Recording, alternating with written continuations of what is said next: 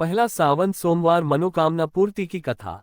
सावन का महीना शिव भक्तों के लिए अत्यंत पावन होता है और उसमें भी पहला सोमवार विशेष महत्व रखता है। कहते हैं इस दिन भोलेनाथ सच्चे हृदय से की गई प्रार्थना अवश्य सुनते हैं। इसी विश्वास और श्रद्धा पर आधारित है एक अत्यंत पवित्र और प्रेरणादायक कथा, राजा गंधर्वसेन और रानी वैष्णवी की। मित्रों, बहुत समय पहले की बात है। भारतवर्ष के दक्षिणी भाग में विंध्याचल पर्वतमाला की तराई में बसा था एक अत्यंत सुंदर और समृद्ध राज्य शंभुपुरी। यह नगर प्रकृति की गोद में बसा हुआ था। यहाँ हरितवन कल बहती नदियां और स्वच्छ वातावरण था। चारों ओर मंदिरों की घंटियां और वेद मंत्रों की ध्वनि सुनाई देती थी। शंभुपुरी का नाम ही इसीलिए पड़ा क्योंकि वहां का प्रत्येक नागरिक भगवान शिव का भक्त था। इस पवित्र राज्य के राजा गंधर्वसेन अत्यंत न्यायप्रिय, तपस्वी और धर्मपरायण थे। उनकी कीर्ति दूर दूर तक फैली हुई थी। वे प्रतिदिन भोर में उठकर स्नान करके शिव मंदिर में जाकर रुद्राभिषेक करते थे और फिर ही राज्य के कार्यों को देखते थे। राजा केवल राजसी वैभव से नहीं बल्कि आत्मिक शांति और धर्म से बंधा हुआ था। वे यज्ञ, हवन, अन्नदान, ब्राह्मण सेवा और प्रजोपकार को जीवन का मुख्य धर्म मानते थे। उनकी पत्नी रानी वैष्णवी भी अपने आप में एक अद्वितीय स्त्री थी। वह अत्यंत सुंदर, सरल, विनम्र, विदुषी और गहन धार्मिक स्वभाव की थी। उनका मन सदैव शिव भक्ति में लीन रहता। वे नियमित रूप से उपवास करती, स्तोत्रों का पाठ करती और प्रतिदिन प्रातःकाल मंदिर में जाकर शिवलिंग का पूजन करती। हालांकि यह युग जितना धन्य था उतना ही एक गहरे दुख से ग्रस्त भी था। विवाह के 15 वर्ष बीत चुके थे, लेकिन उन्हें कोई संतान प्राप्त नहीं हुई थी। बाह्य रूप से महल में वैभव था, दासियां थी, नौकर चाकर थे, उत्सव होते थे, शंख और वाद्य बजते थे, परंतु एक कोना था जो हर समय मौन था। राजकुमार के कक्ष का कोना, वहां कोई खिलौने नहीं थे, कोई किलकारियां नहीं थी, कोई नन्हे पगों की आहट नहीं थी। रानी वैष्णवी का हृदय मां बनने के लिए तड़प रहा था। वह जब भी किसी दासी को अपने शिशु को दूध पिलाते देखती, उसकी आंखें छलक उठती। वे ये पीड़ा किसी से कह नहीं पाती थी, लेकिन भगवान शिव से बार बार विनती करती थी। रानी वैष्णवी ने हर संभव उपाय कर डाले।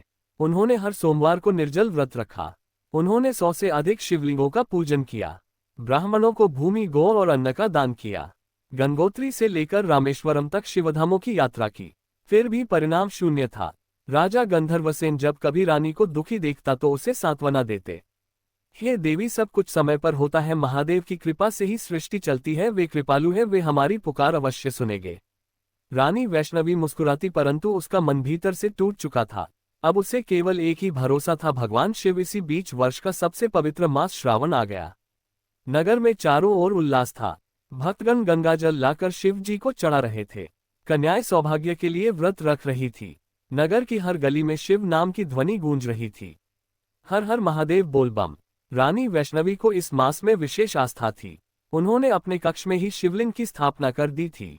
उन्होंने ये प्रण लिया कि इस सावन मास के प्रत्येक सोमवार को विशेष पूजन करेगी, विशेषकर पहले सोमवार को, क्योंकि ये दिन अत्यंत शुभ और फलदायक माना जाता है।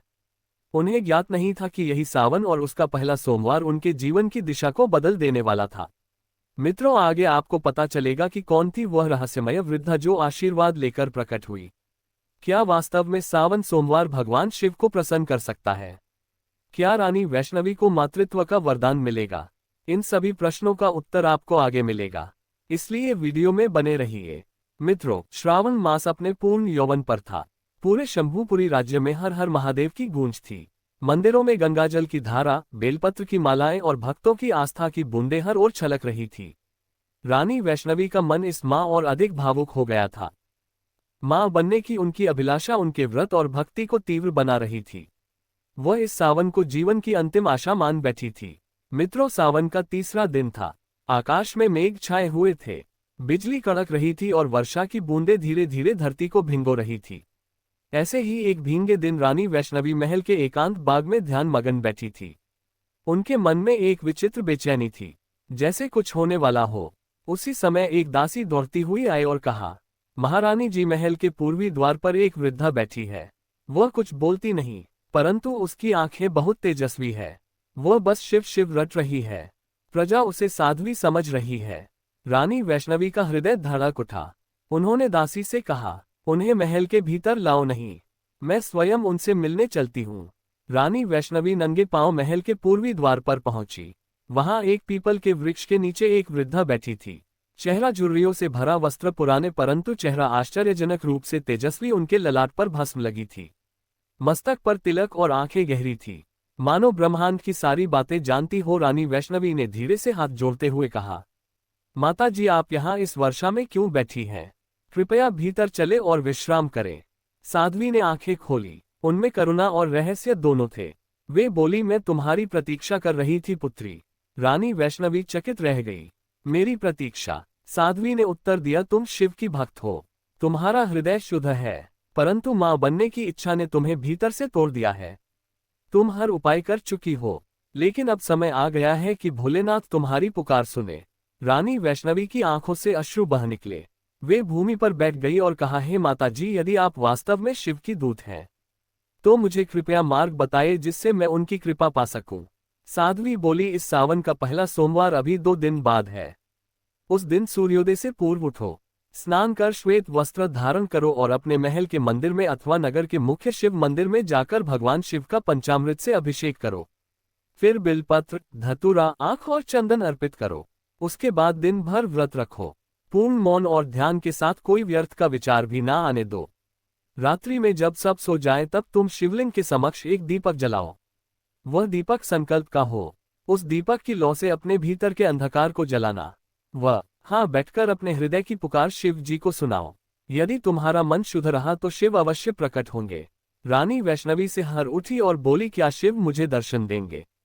साध्वी मुस्कुराए। शिव स्वयं को ढूंढने वालों से दूर नहीं रहते, वे भक्त की भक्ति में समाहित हो जाते हैं।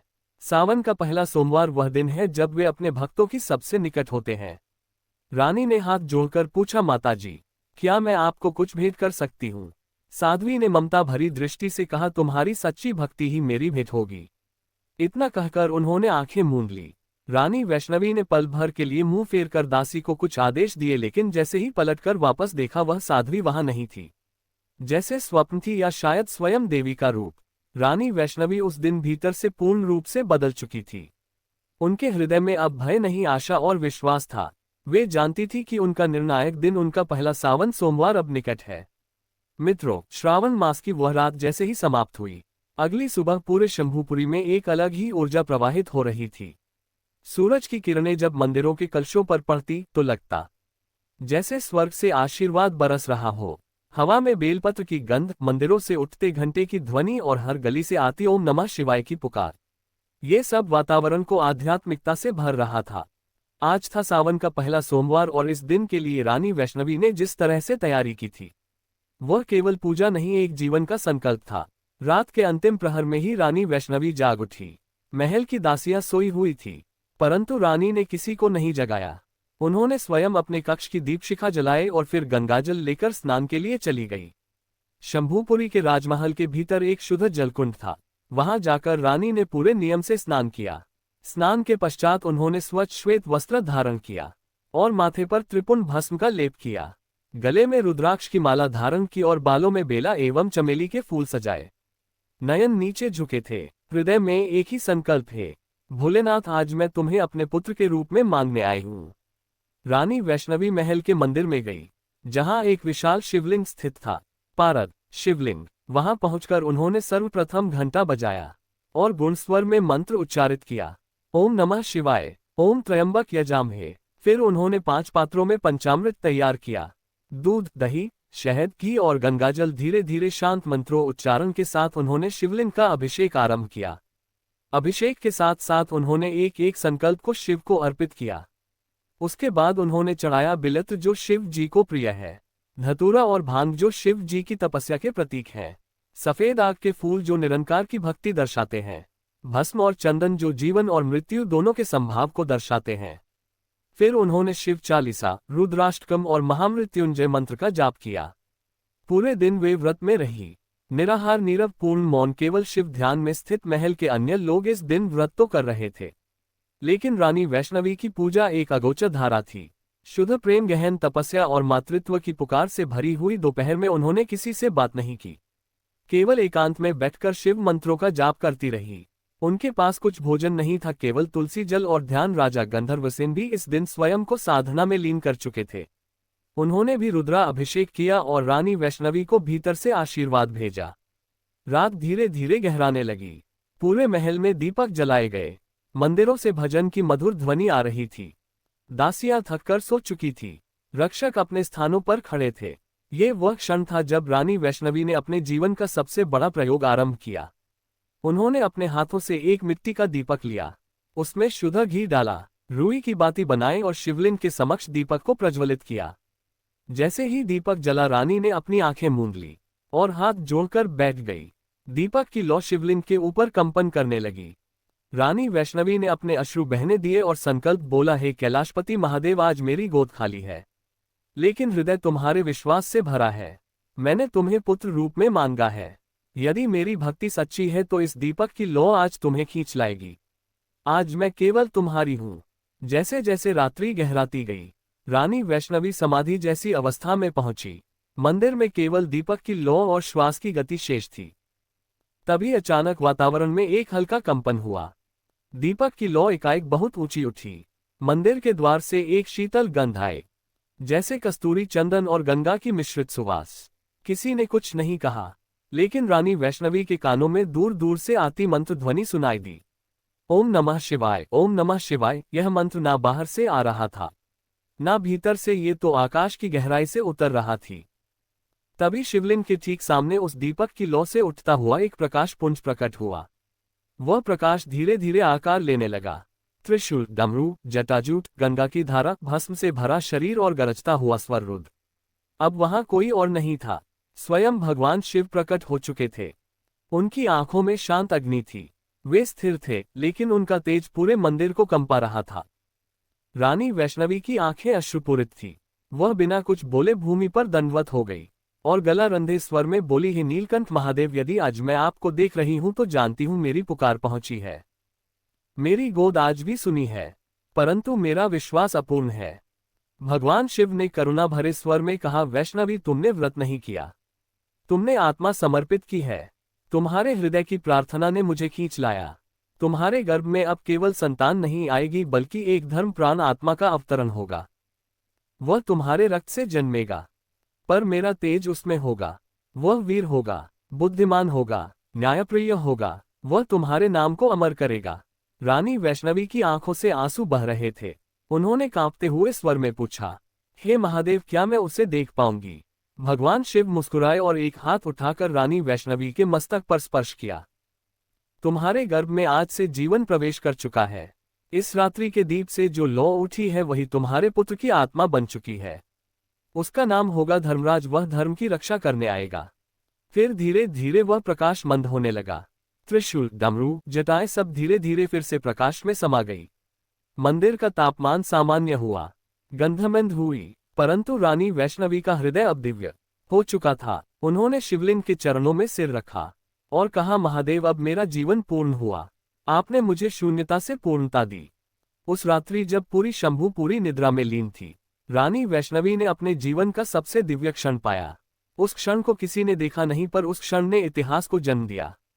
रानी वैष्णवी ने धीरे से दीपक को बुझाया नहीं, बल्कि उसे जलता छोड़ दिया, क्योंकि अब उस लौ में मां की गोद की लौ जल रही थी। मित्रों, श्रावण मास की वह रात्रि बीत चुकी थी, लेकिन रानी वैष्णवी के लिए वह रात्रि केवल एक दिन नहीं, एक जीवन परिवर्तन थी। जिस शिवलिंग के समक्ष वह वर्षों से मौन प्रार्थनाएं करती आई थी, जिस दीपक की लौ में उन्होंने अपनी मां बनने की आकांक्षा समर्पित की थी, उस रात उन्हें भगवान शिव के साक्षात दर्शन और वरदान प्राप्त हुआ था। अगली सुबह जैसे ही सूरज की किरणें महल के प्रांगण पर पड़ी, राजमहल की दिव्य ऊर्जा कुछ और ही कह रही थी। रानी वैष्णवी आज शांत थी, लेकिन उनके मुख पर एक ऐसी चमक थी जो किसी देवी की तरह प्रतीत होती थी। राजा गंधर्व सिंह ने जब रानी वैष्णवी को देखा तो पूछा, हे देवी, तुम्हारे मुख पर यह तेज कैसा है? रानी ने पहली बार आंखों में छलकते आंसू के साथ मुस्कुराकर कहा, महाराज, भोलेनाथ ने मेरी पुकार सुन ली। राजा गंधर्वसेन स्तब्ध रह गए। वे समझ नहीं पा रहे थे कि रानी वैष्णवी का संकेत क्या है।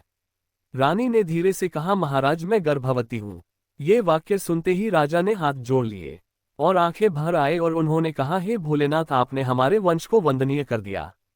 समाचार फैलते ही पूरा राज्य आनंद में डूब गया। नगर वासियों ने घर घर दीप जलाए, मंदिरों में विशेष रुद्राभिषेक, कन्या पूजन और भजन संध्याएं आयोजित की गई।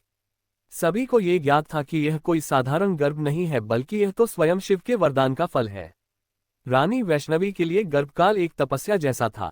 हर दिन वे शिव स्तोत्र पढ़ती, महामृत्युंजय मंत्र का जाप करती और शांत वातावरण में रहती।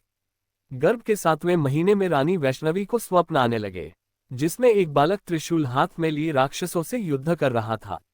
कभी शिव के चरणों में बैठकर वेद पढ़ रहा था, कभी प्रजा को धर्म का उपदेश दे रहा था। राजपुरोहित ने कहा, महारानी जी, यह बालक कोई साधारण नहीं होगा। ये शिववंश है, ये स्वयं धर्म का संरक्षक होगा। इसका नाम पहले ही भगवान शिव ने निश्चित कर दिया है।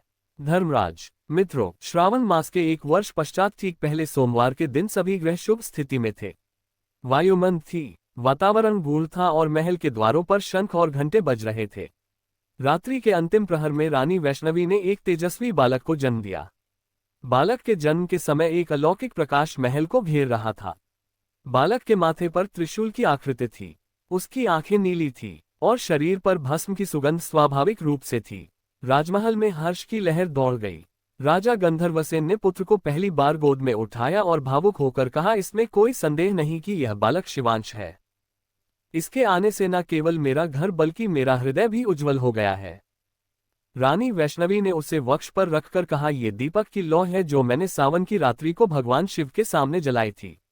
ये वही लौ है जो अब मेरी गोद में जीवन बनकर सो रही है। बालक का नाम पूरे राज्य में घोषित हुआ, धर्मराज, जो धर्म का रक्षक और सच्चाई का सेनापति बनेगा। धर्मराज बचपन से ही असाधारण था। जहां अन्य बच्चे खेलने में लगे रहते, वह मंदिरों में बैठकर वेदों की ध्वनि में खोया रहता। उसे शिव चालीसा, रुद्राष्टकम और उपनिषद स्वयं कंठस्थ हो गए। वह छोटे छोटे न्याय के निर्णय स्वयं देने लगा। प्रजा उसकी निष्ठा, धैर्य और करुणा देखकर अचंभित रहती। राजा गंधर्वसेन और रानी वैष्णवी ने उसके पालन पोषण में कोई त्रुटि नहीं की, परंतु वे जानते थे यह बालक केवल उनका नहीं, ये संपूर्ण मानवता का ऋण चुका रहा है। मित्रों, मनोकामना जब सच्ची श्रद्धा में बदल जाती है तो वह वरदान बन जाती है। भगवान शिव के दिए गए वचन कभी व्यर्थ नहीं जाते, वे समय आने पर पूर्ण होते हैं। माँ की कोख में जब भक्ति और तप का मेल होता है, तब धर्मराज जैसे पुत्र जन्म लेते हैं। मित्रों, इस प्रकार एक माँ की पुकार, एक रात्रि की भक्ति और सावन के पहले सोमवार की तपस्या ने एक ऐसे पुत्र को जन्म दिया जो आने वाले समय में अधर्म का विनाशक और धर्म का वाहक बना। मित्रों, वीडियो कैसी लगी कमेंट बॉक्स में कमेंट करके जरूर बताएं। वीडियो को लाइक शेयर करें और हमारे चैनल को सब्सक्राइब करें। धन्यवाद।